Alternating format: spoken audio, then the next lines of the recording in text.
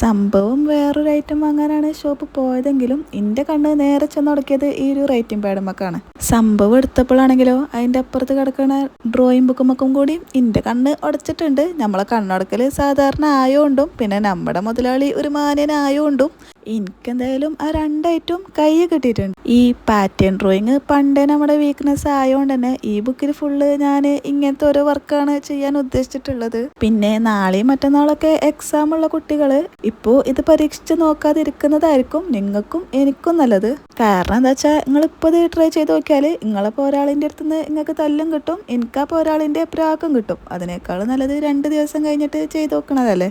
പിന്നെ ഈ വീഡിയോ കാണുന്ന എൻ്റെ സബ്സ്ക്രൈബേഴ്സിനോടാണ് എനിക്ക് പറയാനുള്ളത്, ഞാൻ 2 ദിവസം മുമ്പ് എൻ്റെ ആദ്യത്തെ ഗീവ് അവേ വിന്നറിനെ അനൗൺസ് ചെയ്തിട്ടുണ്ടായിരുന്നു. ഇപ്പോഴും ആ വിന്നറുടെ ഭാഗത്തുനിന്ന് എനിക്കൊരു റെസ്പോൺസും കിട്ടിയിട്ടില്ല.